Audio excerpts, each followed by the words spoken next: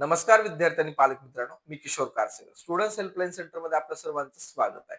तर या व्हिडिओच्या माध्यमातून जे आपली स्टुडंट्स हेल्पलाईन सेंटर, जे हँडबुक किंवा आपण याला कट ऑफ बुक जे आहे, याबद्दल मी थोडीशी माहिती देणार आहे. तर ही माहिती का देत आहे? कारण विद्यार्थी आणि पालकाचे ज्यावेळेस फोन येतात, ज्यावेळेस WhatsAppला मेसेज येतात, ते प्रत्येक विद्यार्थी पालक विचारतो, की तुमच्या हँडबुकमध्ये आहे काय?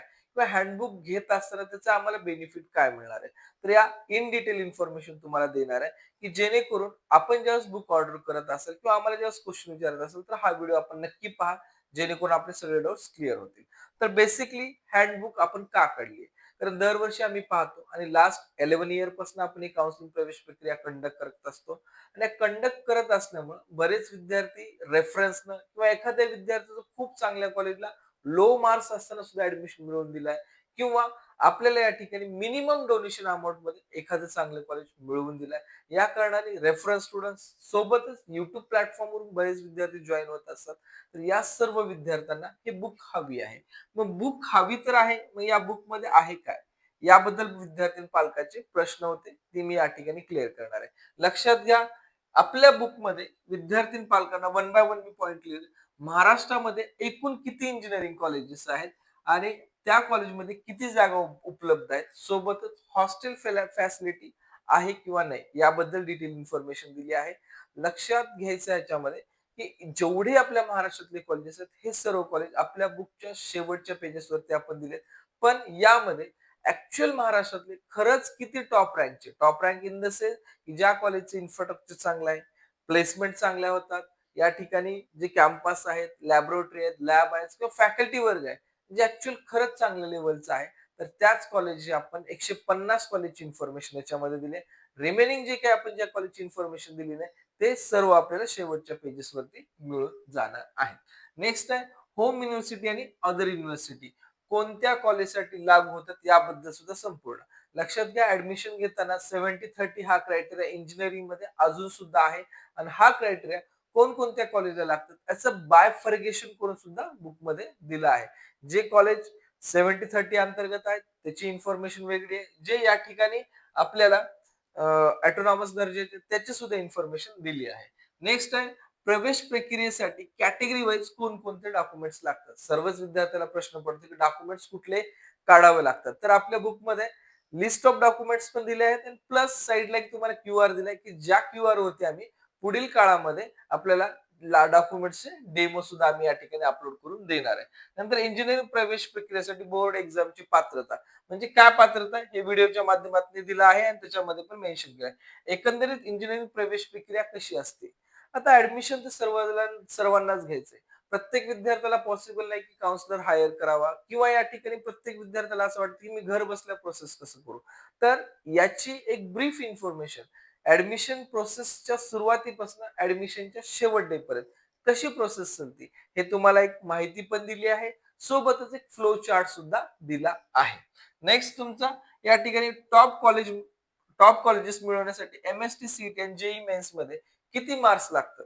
आता विद्यार्थ्याचे बरेच कन्फ्युजन आहेत मार्क्स रिलेटेड. तर आपण हे जे मार्काचे क्लासिफिकेशन केलंय की एमएसटी सीईटीतून कोणत्या कॉलेजला ऍडमिशन मिळतं, जेई मधनं कोणत्या कॉलेजला मिळतं, सोबतच एमएसटी सीईटी ऍज वेल एज जेई या दोन्ही मार्क वरती कुठले कॉलेज मिळू शकतात याबद्दल कॅटेगरी वाईज आणि ब्रांच वाईज यामध्ये कट ऑफ मेन्शन करून आपणास देण्यात आला आहे. खूप महत्वाचं आहे.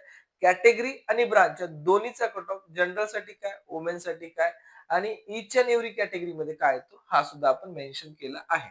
त्यानंतर या ठिकाणी टॉप कॉलेज मिळवण्यासाठी कॅटेगरी वाईज आणि ब्रांच वाईज 2024 मध्ये कट ऑफ काय होते, म्हणजे लास्ट इयरचे काय कट ऑफ होते याबद्दल सुद्धा आपण डिटेल इन्फॉर्मेशन दिली आहे. आता यामध्ये एक विद्यार्थ्याचं कन्फ्युजन नेहमीच आम्ही दरवर्षी पाहतो की गव्हर्नमेंट ऑटोनॉमस आणि गव्हर्नमेंट कॉलेज हे कसं आयडेंटिफाय करायचं. प्रायव्हेट ऑटोनॉमस आणि प्रायव्हेट कॉलेज आणि त्यानंतर युनिव्हर्सिटी डिपार्टमेंटचे कसे कॉलेजेस पाहायचे. तर यासाठी मी तुम्हाला पुढे या ठिकाणी काही कॉलेजचे डेमो दाखवणार आहे की आपल्या कॉलेज म्हणजे बुक मध्ये कशा प्रकारे आपण टेबल बनवले ते सुद्धा मी दाखवणार आहे. आणि या सर्व कन्फ्युजनचं सुद्धा क्लिअरिफिकेशन बुक मध्ये तुम्हाला ज्यावेळेस तुम्ही व्यवस्थित बुक रीड करता ते मिळून जाईल. कॉलेजची एकूण फी स्ट्रक्चर काय आहे, तर 2024 मध्ये जे फी स्ट्रक्चर होतं शिक्षण शुल्क समितीचं ते आपण मेन्शन केलेलं आहे. 25 जे अपडेटेड असेल ते आपल्या ग्रुपवरती आपण पोस्ट करणार आहोत. यामध्ये कॉलेजला कॉलेज कधी स्थापन झाले? लक्षात घ्या, बऱ्याच वेळेस असं होतं, की विद्यार्थी जुन्या कॉलेजला जास्त प्राधान्य देतात. त्यामुळं ज्यावेळेस आपण फॉर्म भरत असतो, त्यामध्ये डी.वाय पाटील, सिंहगड, एम-आय-टी या कॉलेजेसमध्ये विद्यार्थी कन्फ्युजन याची मूळ शाखा कुठली आहे? सब ब्रांच कुठली आहे? हे सुद्धा आपल्या लक्षात येत नाही. तर त्यामुळं विद्यार्थ्यांचे कन्फ्युजन क्लिअर होण्यासाठी आपण या प्रकारे कॉलेजची स्थापना कधी झाली आहे आणि त्या कॉलेजमध्ये ते ब्रांच कधी स्थापन झाले. एखादं कॉलेज स्थापन झालं आहे 1900 या ठिकाणी 99 ला. पण त्या कॉलेजमध्ये जसं की व्ही-आय-टी कॉलेजचं एक्झाम्पल, की त्या कॉलेजमध्ये आर्टिफिशियल ब्रांचला चालून 3 वर्ष झालेत. तर कॉलेज स्थापना वर्ष तुम्हाला वेगळं दिलंय. सोबतच ब्रांच कधी स्थापन झाली हे सुद्धा तुम्हाला या ठिकाणी देण्यात आलं आहे. त्या कॉलेजमध्ये एकंदरीत किती ब्रांचेस आहेत आणि जे 2024 पर्यंत ज्याही कॉलेजच्या ब्रांचेस वगैरे होत्या त्याबद्दल सुद्धा इन डिटेल इन्फॉर्मेशन देण्यात आली आहे.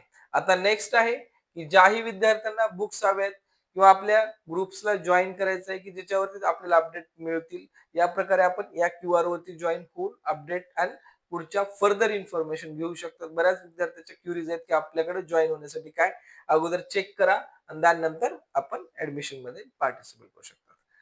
बुक मधला एक महत्वाचा टेबल आहे की ज्या विद्यार्थ्याला सीईटी आणि जेईई मेन्स मध्ये खूप कमी मार्क्स आहेत तर अशा विद्यार्थ्याला एकंदरीत 19 कॉलेजची आपण लिस्ट दिली. या कॉलेजेसमध्ये मार्क्स कमी आहेत पण आपल्याकडे जर पेइंग कॅपॅसिटी चांगली असेल तर आपल्याला या टॉप रेप्युटेड युनिव्हर्सिटी मध्ये सुद्धा ऍडमिशन आम्ही घेऊन देत असतो.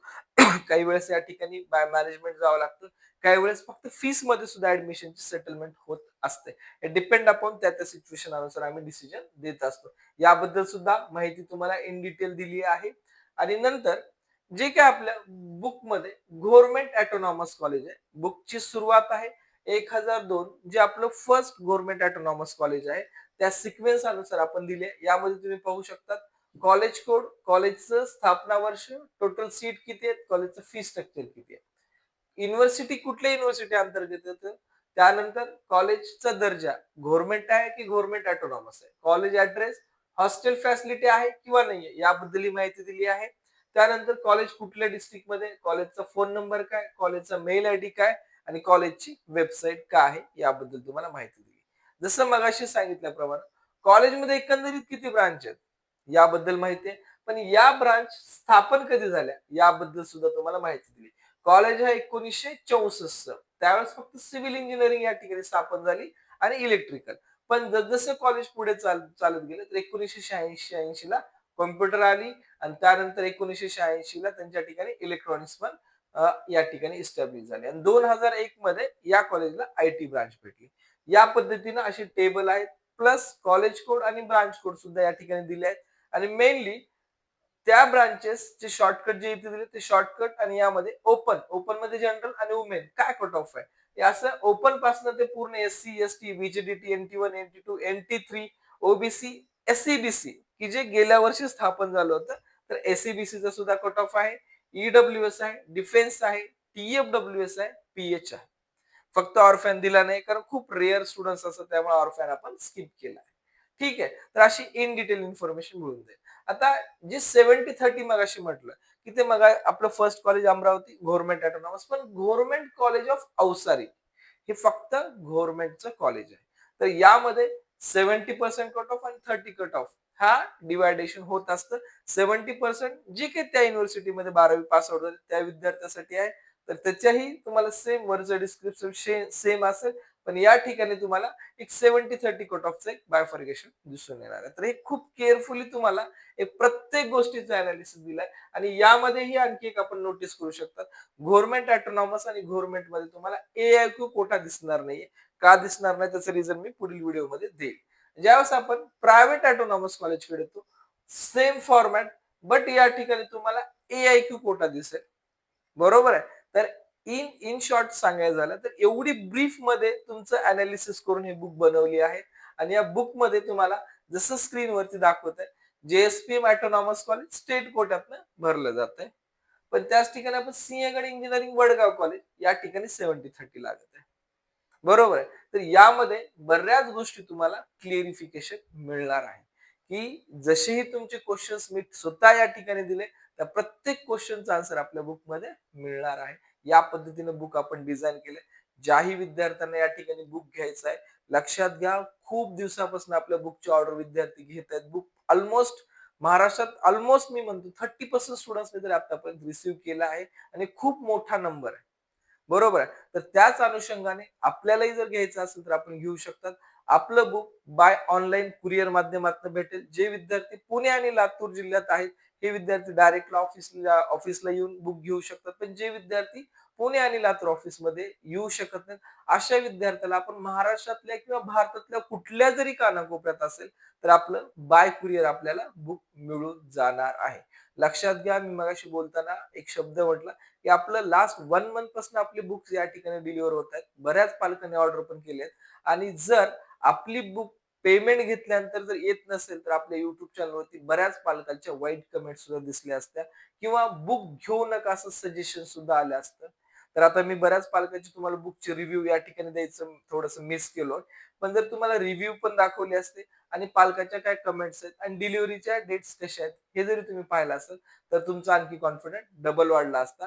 तर एकच सांगायचं तात्पर्य आहे, की जे तुम्ही पैसे ऑनलाईन पेड करत आहेत, याचं डेफिनेटली तुम्हाला तुमचं कुरिअर सुद्धा या ठिकाणी विदिन 4 या 5 डेजमध्ये मिळून जाणार आहे. आपण कुठल्या जरी कानाकोपऱ्यात असाल तरी. ठीक आहे. कारण आपलं लास्ट 10 इयर पासून ऑफिस आहे. आपल्याला पुढेही ठेवायचंय.